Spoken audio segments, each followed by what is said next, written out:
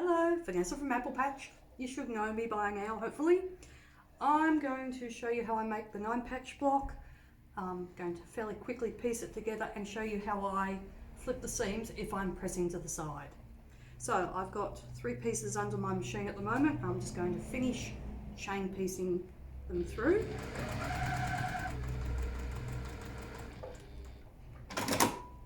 So I have got a 1/4-inch foot on my machine, which does make life a bit easier. So in the instructions you would have received yesterday, I do talk about checking that your 1/4-inch seams are accurate. And I talk about cutting some 2.5-inch strips, sewing them together, and then actually measuring across the top of the block. Because it's not really the seam that's important, it's once they've been sewn together that the measurement on the top of the block is correct. Because if you're using slightly thicker or slightly thinner cotton, you actually do have to adjust your 1/4-inch seams. Now you'll notice I'm not pinning these. I will pin though when I go to put the units together.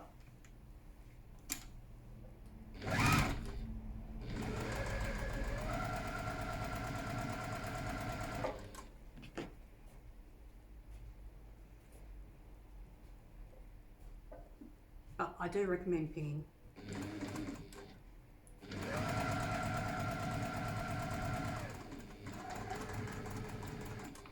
The Juki feed dog system in the Juki machines is particularly good because it actually feeds through the fabrics very evenly because of the way the feed dog system works.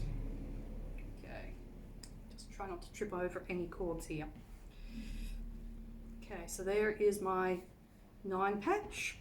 Now what I'm going to do is, if this is a 9-patch out of my A group of fabrics, I'm going to set my seams first because this helps you get a really nice flat seam. And I'm going to press this first row to the outside. Now you'll notice I'm not wiggling my iron, I'm not doing this on my fabric. And I'm going to flip it to the front and just make sure that seam is nice and open, that there's no little pleat there. So there's my first one. The next one I'm going to press to the inside. So I'll quickly set my seams first.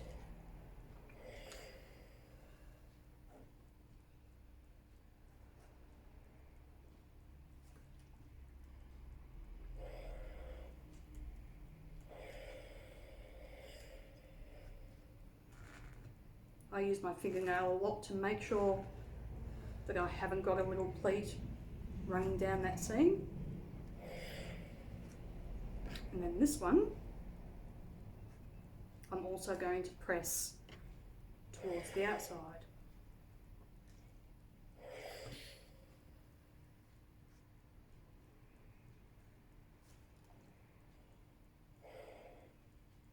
Now I press with steam. I'm a fan of steam, but it's personal choice which way you prefer to do it, with a steam or with a dry iron. The main thing is to make sure that your fabric has been pre-shrunk, whether you pre-wash it or whether you've ironed your fabric first with steam helps to pre-shrink it. So there are my 3 sections, and I'm now going to pin these together. Just grab my pins. So because I'm pressing to the side, I can nest these seams together.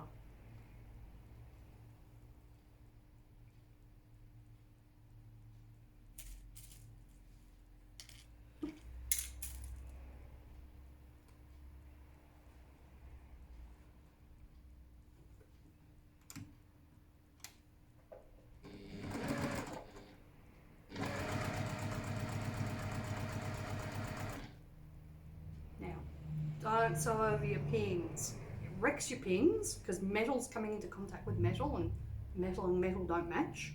So pull your pins out before you sew over them, because you can also get a broken needle.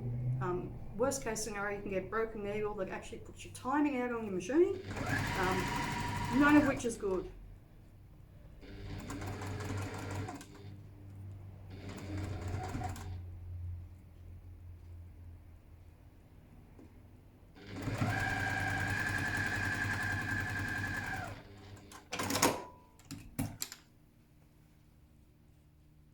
Okay, I'm going to join this one. Again, I can nest those seams together.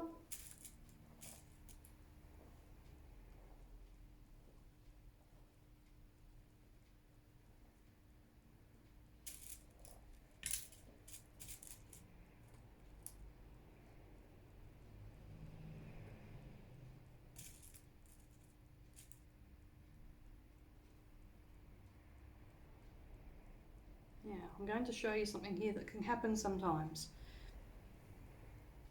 Sometimes your 1/4 inch seams may not be all exactly the same, let's face it. Can you see how the top fabric has got a bit of a bubble? Okay, a little bit of a bubble, and they're not kind of sitting flat. I hope you can see that.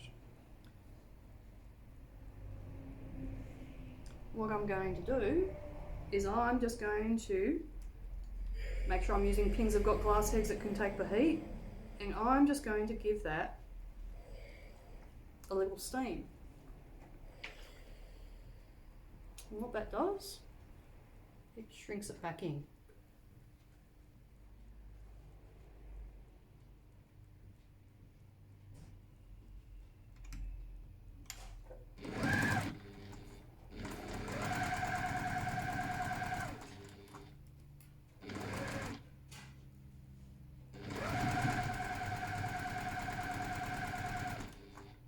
Now, sewing up standing up does feel a bit weird for me.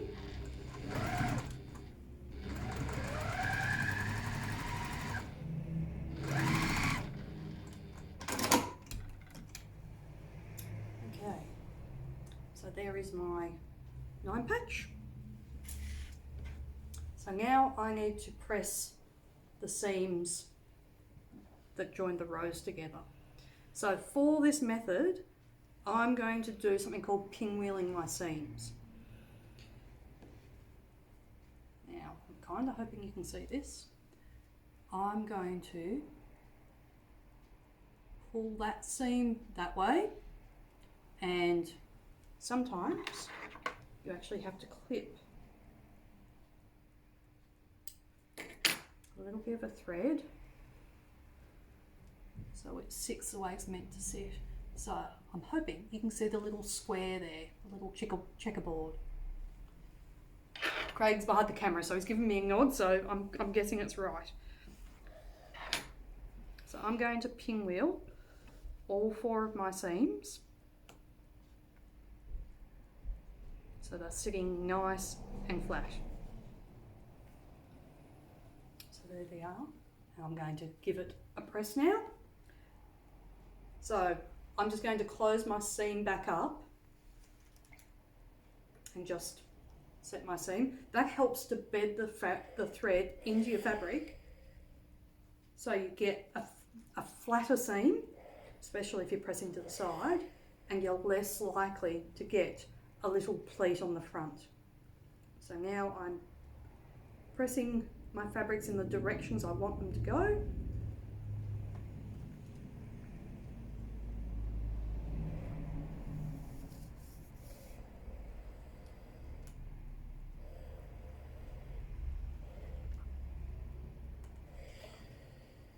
Now have a look from the front, and again I get my fingernail in there and just make sure that there's no pleats, because if you've got pleats and then you sew this, or you sew these sections to another block, the pleats will actually shrink your block down. So, and we don't want that.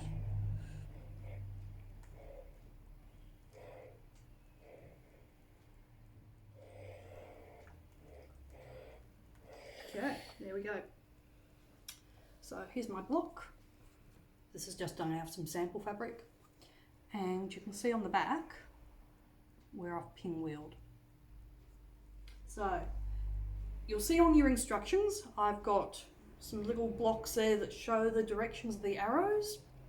So if this was an A block out of my A fabrics, my A pile of fabrics, and this one is out of my B pile of fabrics. Oops. When I go to join them together now, hoping Craig can give me a nod whether you can actually see that. No, he's giving me a shake of the head. I might have to hold them up.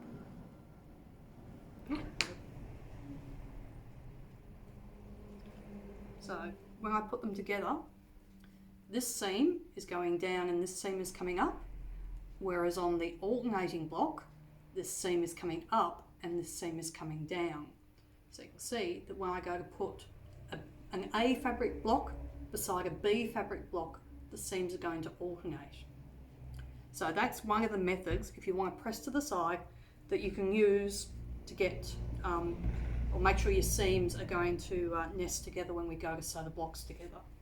Now I'm just going to get Craig to throw me one of the blocks, that one there that you've got your hand on, and the other one you've got your hand on, no, that one, and that one there, no, that one. I'm not being very accurate with my descriptions. So this is another block that you'll eventually be making, and this one I've also sewn with the seams pinwheeling on the back, but you'll see, for instance, here I've actually sewn this one with an open seam, so I'm reducing the bulk here. So pinwheeling helps to reduce your bulk. Now of course you can also press your seams open. I press a lot of my seams open because I like how flat they sit, but then of course you can't nest them together to help you join up and match up your seams. It's really personal choice which way you press your seams. And if I can have that block there done. So the second method I also talk about, if you're going to press to the side, is pressing one row that way, second row that way, third row that way, and then, for instance, for your A fabrics, I think I've got it that you'll press your joining seams towards the bottom, and then for your B group of fabrics, this gets reversed. So instead of going this way, these ones will go that way, and these seams will point to the top instead of the bottom. Again, that means they'll interlock in together when we go to sew them all. Because of course you don't know which blocks are going beside which blocks. You just know that there'll be an A fabric block going beside a B fabric block. Hope that all makes sense. Hope the videos come out okay. First time I've done it with the sewing machine, so we'll see how we go. Okay, thanks. Send me messages if you need help or give me a phone call. Okay, bye.